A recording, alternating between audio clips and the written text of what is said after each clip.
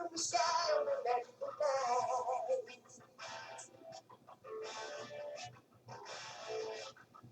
In the colors of 1,000 sunsets, they travel to the world on a shimmering night.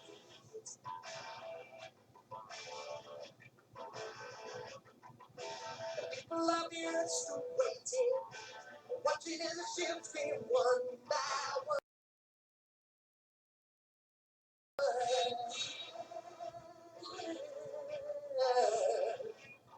Setting fire to the sky as they landed, carrying to the world children of the sun. Children of the sun.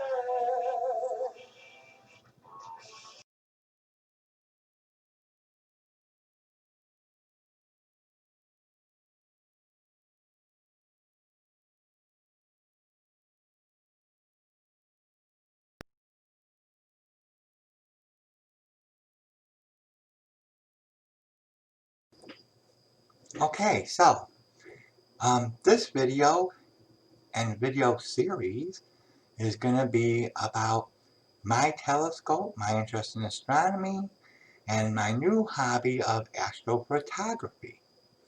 Now, little background. Those of you that are familiar with my channel on YouTube know that I'm a counselor and mental health therapist. But in my spare time, I've taken up the hobby of astrophotography. Now, when I was young, back in the day, as a little kid growing up, I had an interest in astronomy. I had a telescope and looked at all the different things that are neat to look at and had a lot of fun. And as time went on, I sort of outgrew it. And in recent years, I started becoming interested in astronomy, astrophysics, cosmology, all of the things that talk about the wonders and mysteries of our physical universe that we live in. So I decided that I would go out and get myself a telescope. Now, at the beginning of this video and at the end, I'm going to show you a picture of my telescope. Not quite in action, but a nighttime picture of it. I think it looks pretty cool. And sometime in the future, I'm going to bring it in here and show it to y'all live right here on video in the room here where I make my videos. And that'll be pretty cool. I want to describe in these videos my adventures and misadventures and frustrations and moments of great joy from doing work with a small beginner's refractor telescope that I'm going to tell you a little bit about, and something brand new that I never even thought I had an interest in until I actually got the equipment for it, astrophotography, so that you can actually not just have your memory of looking at planets and the moon and star clusters and nebulae and galaxies and what else is out there, but also you can take photographs and videos of those things so that the memories last forever. Pretty cool. Now, as a young kid, we never even thought about that. You know, we were just trying to have fun and goof around, and it was all just fun as far as I remember. But ever since I got some of this new equipment, I've been pretty excited about it. Now, you're going to find a lot of videos on YouTube where people are going to show you all kinds of things, and I'm going to show you too, but they use much bigger telescopes, more powerful telescopes, better images of the planets and other things. What I'm doing here is strictly for beginners, for those people like myself who, for one reason or another, have decided, I want to give astronomy a try. I want to see what it's all about. You know, so you go out and get yourself a beginner's telescope. Now, I will admit, I made a mistake with the one I bought, and I'm hoping on correcting that mistake when I get some money saved up, maybe sometime next spring or summer, because the one I got is unfortunately not the best quality of scope. Um, it's called the Galileo, and it's a 700 millimeter by 60 millimeter telescope. It's a refractor, and I'll explain what those numbers mean, what you should do with them, and how they apply to the telescope in a later video.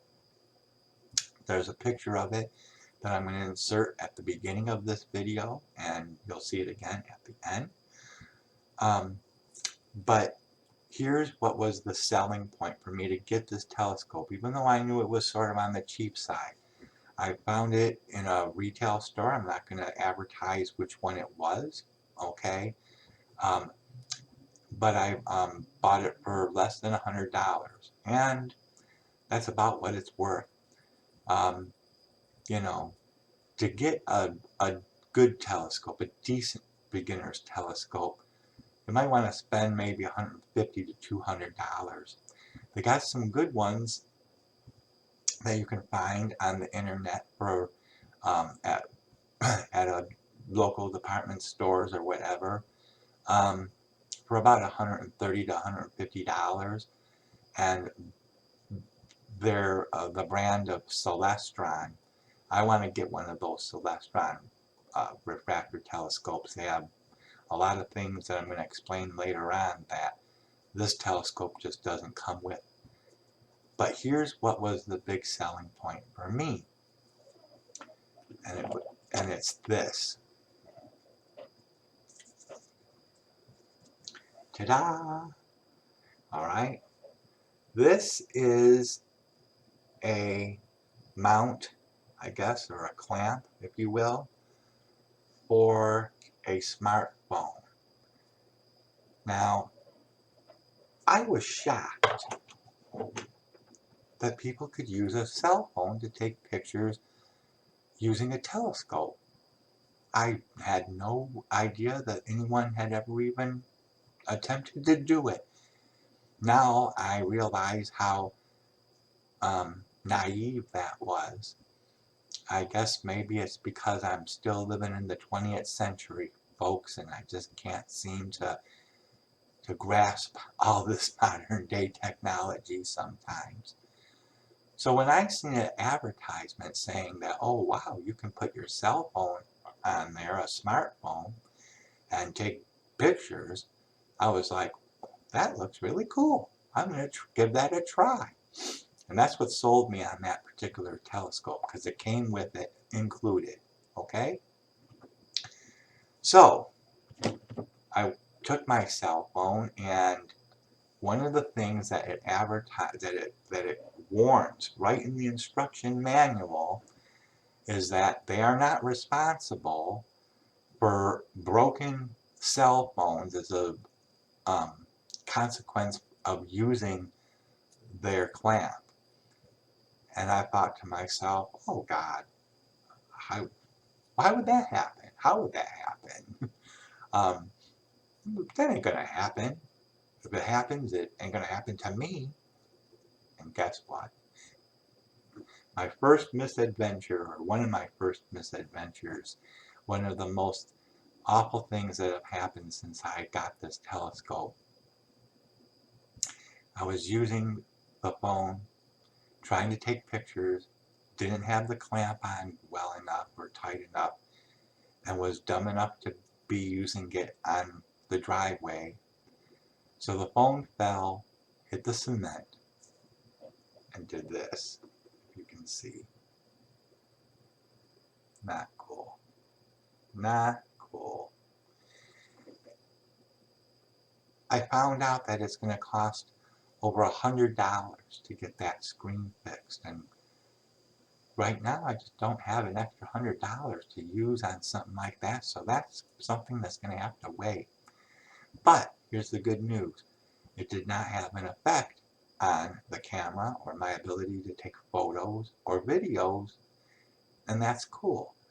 It just has an effect on viewing those photos and videos. Anyway, once you get the photos and videos that you want on your phone, then you can download them through the Google Play app that says upload photos on it. Maybe someday we'll take a look at the computer and show you how you can find that if you're not familiar with where it is. And then you just use that on your phone to share it on your Google photo. It's called Upload Photos. And you upload the photos on there. Then you go on your PC, and from there you can download them onto your computer hard drive, and then you can look at everything you want. Now when I get a chance and figure out how to do it, I'm going to show you exactly what I do to get my photos and my videos on the computer, and how it all works, and the different programs and apps that I use, because there's some pretty cool stuff out there, and a lot of it is free. A lot of it is free, so you know that's always a plus. Okay, so anyways, let me just demonstrate for you. I want to show you something that I think is important. I didn't realize this even at all. My particular cell phone, if you can see, okay, the lens is off to the side. Some people have cell phone lenses for cameras in the middle, but mine is off to the side, and that has caused a tremendous problem for me when it comes to lining the lens up, because your lens on here has to be lined up with your eyepiece lens, and it's got to be lined up so it's looking straight down into it. Off to the left or right or up or down just a little bit can make all the difference in the world of you finding what you're looking for versus not finding it. Now the moon is very easy to find. It's large, it's bright, and you can take pictures of it and videos till your heart's content. But when it comes to the planets, even the biggest planet there is, Jupiter, it's so small in the night sky that it can be very difficult to find and locate in your telescope on your phone screen. Now, it took me a while, and I'm going to show you sometime soon just how much of a struggle it was just to be able to see something through the eyepiece.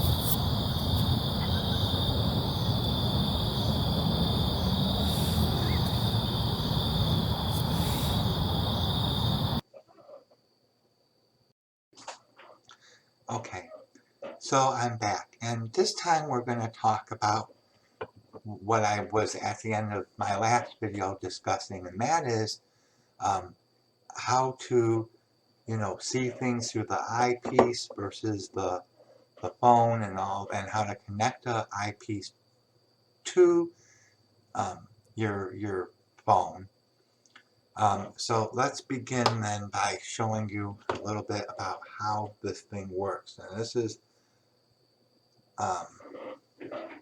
so you have screws up here on the top, and you loosen the screw and it makes this part of the clamp go up and down, okay? And that is what's gonna eventually fit on your eyepiece, okay? And then you got this little screw in the back here. Let's see if I can show it to you. Right over here, all right? And this screw loosens this part so that it moves up and down, to the side. So You loosen that up, and it can make your phone go the way that you need it to go when you put it on here. Okay? Whoops.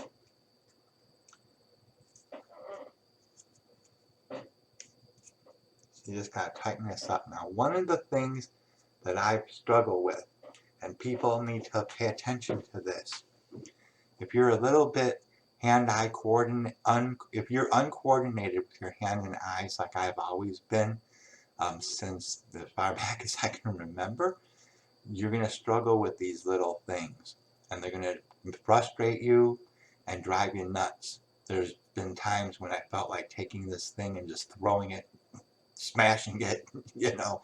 It can get very frustrating because, excuse me, it's not as easy as it sounds or looks. All right? So you have it like this. Then you take your cell phone, and hopefully yours won't end up broken like mine. And you want to just place it on there like this. See? Okay? And this is the part that can be pretty tricky. Now, I've learned the approximate angle of how to get my lens to line up. But here's what you need to remember. And this is where it can become a little bit of a pain in the butt. But hey, when it comes to doing this stuff, especially like I said, if you struggle with coordination, everything you do is going to be a pain in the butt. So here's the thing. The eyepiece of your lens, of your phone, has to go and look straight down the middle of that eyepiece that you're going to put in your telescope, or you're not going to be able to see anything. So right here, you can see I've got it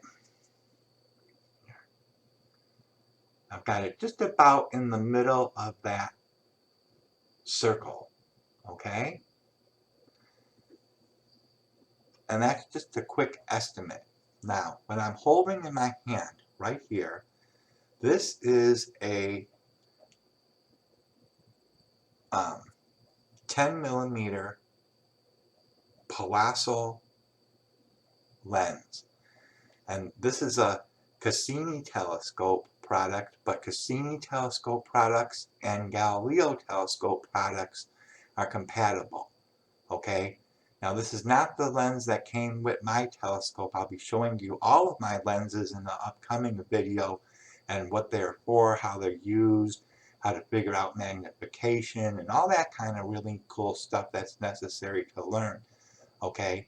But I bought this one extra. In fact, I've spent probably more on accessories for the telescope than I did on the telescope itself. And then if you include the fact that I broke my phone and I have to get that screen fixed for over $100, I've actually spent more money than I would have if I had just bought a better scope. Part of the adventures and misadventures of Paulette and her astrophotography experiments. All right, so how do you get this lens on this contraption?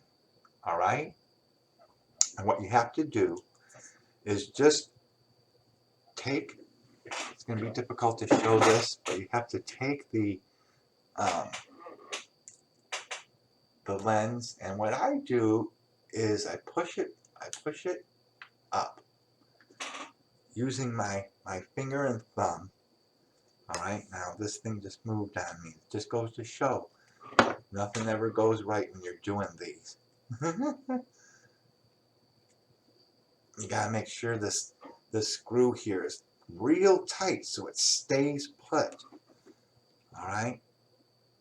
So what I do then is I shove that in here, and you gotta open up your thing, this thing up here on the top, okay, to get the clamp just so that you can push it on, hold it with your thumb like this, and it's hard to see in the video.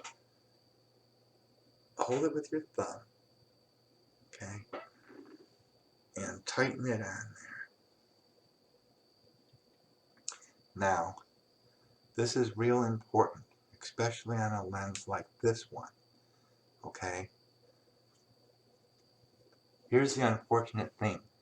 The Cassini's and Galileo lenses are made more out of a plastic material, hard plastic material instead of a metal material, all right? And over here, this part of the lens too is more of a plastic, and better telescope companies make lenses that have more metal. This part of the lens is more metal, and so you got to just be real careful with this. Anyways, so you want to get it right up close. Now let me show you when I turn on my camera what this looks like. As you can see here, it's not quite in the center, all right? So you can just adjust it and turn it so that you get it just about like that. See how it's like a full circle there? All right? You want to have a full circle, and it's okay if the edges of the lens are showing, because I've learned from experience that this is about the best way you're going to get the best image possible. Okay? And that's what you're looking for, is a nice circle like that in the middle of your screen. All right?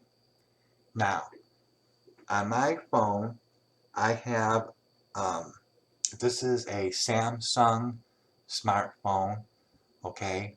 And what I have here are, as far as controls for the cameras concerned, is a number of different controls to turn on the flash on and off, and what have you. And then, of course, there's controls here. Let me see if I can get this to show you.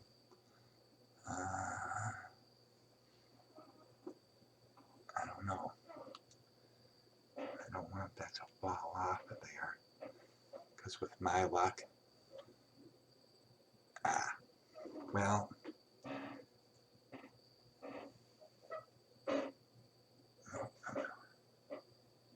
here.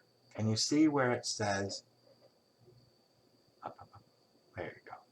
See where it says photo and video? And there's two little like candles there. And what that does is it controls how close up you want to view the image that you're looking at.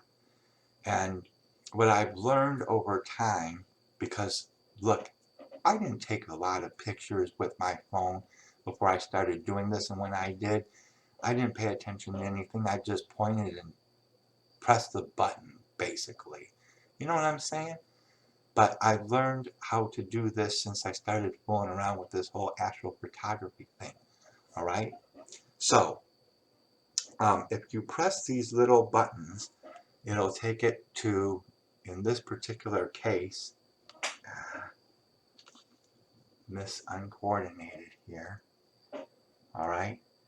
As you can see, it takes up the whole screen. And that's what happens when you press this thing down here, where you can get it to either ×1 or ×2. And then, of course, if you flick your fingers on here on the screen, you can get something that will zoom it all the way up to 4 times zoom. Now, I don't know exactly what that means as far as power is concerned. I still got to learn about that myself. It doesn't mean that if you're looking at something in 35 power, that if you take it up to 4 times power, it's suddenly going to be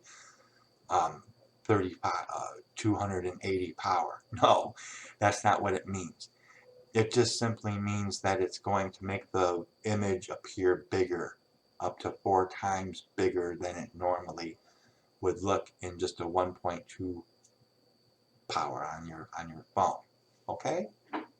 Now you might say, well, gee, this is elementary stuff, Paulette, and your video's getting a little boring. But you know what?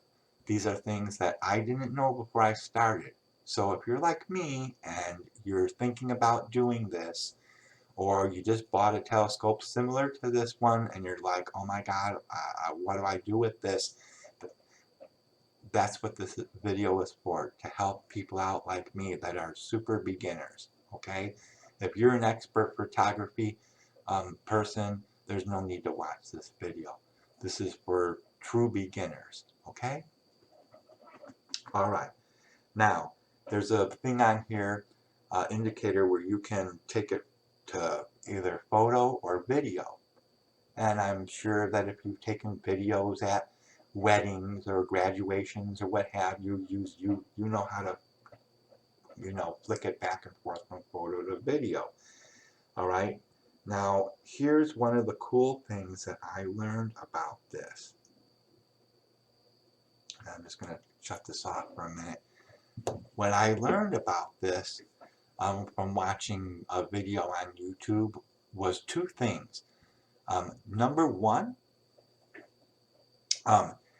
it's always a good idea to take videos when you're shooting things like planets like Jupiter, Saturn, Mars. Okay? Why? Because it keeps the shutter door open and allows more light to come in, giving you more exposure time.